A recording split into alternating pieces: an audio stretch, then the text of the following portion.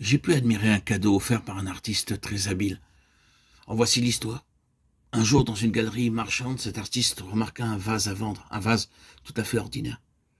Il l'acheta et l'emporta chez lui. Il prit alors ses pinceaux, ses brosses et commença à dessiner sur ce vase de magnifiques motifs d'arbres, de fleurs.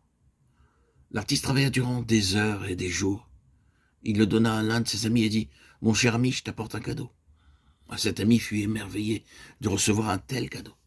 Il le plaça sur le manteau de la cheminée, au-dessus du foyer, dans sa salle à manger. Chaque fois qu'un visiteur venait le voir, la première chose qu'il voulait montrer était ce magnifique vase. Ensemble, ils pouvaient admirer les merveilleux motifs. Et la première question à coup sûr était « Où avez-vous eu ce vase? Vous avez dû payer cher. Qui l'a si bien décoré ?» Ce vase montrait ainsi à tous ce qui entrait à la fois la sagesse et l'habileté de l'artiste. Sa valeur marchande était dérisoire. Sa vraie valeur résidait dans le fait qu'il mettait en évidence pour tous la sagesse et l'habileté de l'artiste. C'est cette pensée qui nous conduit dans le 10e verset du chapitre 3 des Éphésiens.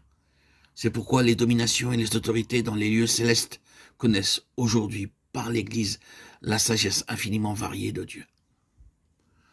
Lorsque par la grâce de Dieu nous sommes rachetés par le sang de son Fils, nous sommes comme ces vases d'argile entre les mains du Maître.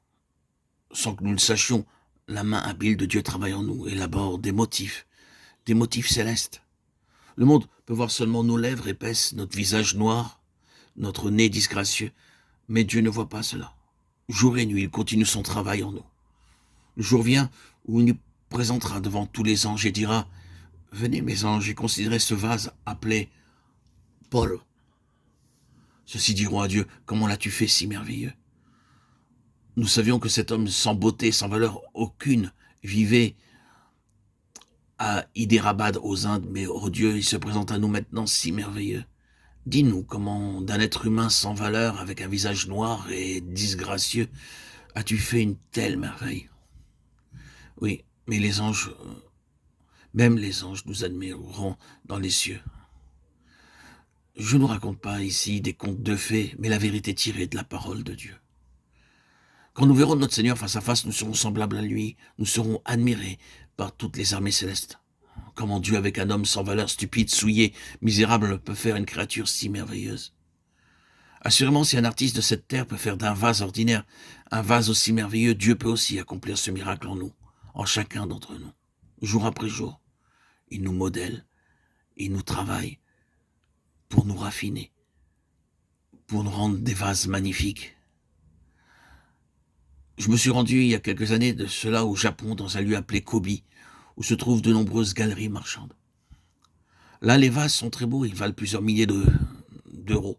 Je me renseignais afin de savoir comment et où ces vases étaient fabriqués, ainsi que leur prix. Le commerçant me dit « Ah, monsieur, ces vases ont été fabriqués avec de petits morceaux de papier dégoûtants et laids jetés sur la route. Croyez-vous cela ?»« Oh, monsieur, continua-t-il, nous allons ici et là dans les rues du Japon et nous ramassons tous les détritus de papier jonchant le sol. Nous les mettons alors dans une machine pour les transformer en fine pâte avec laquelle ces vases sont fabriqués. Et des motifs de différentes couleurs sont peints à la main. C'est ce qui arrive sur Terre aujourd'hui. Si les hommes peuvent, avec du papier souillé, fabriquer de très beaux articles, Dieu ne peut-il pas aussi faire de nous quelque chose de beau? Dans la Bible de la Genèse et l'Apocalypse, nous pouvons voir en fait que Dieu agit ainsi. Ce plan céleste du commencement à la fin est présenté dans la parole de Dieu. Et Dieu travaille à ce plan. C'est le but de Dieu de toute éternité. Manifester sa gloire en nous et par nous.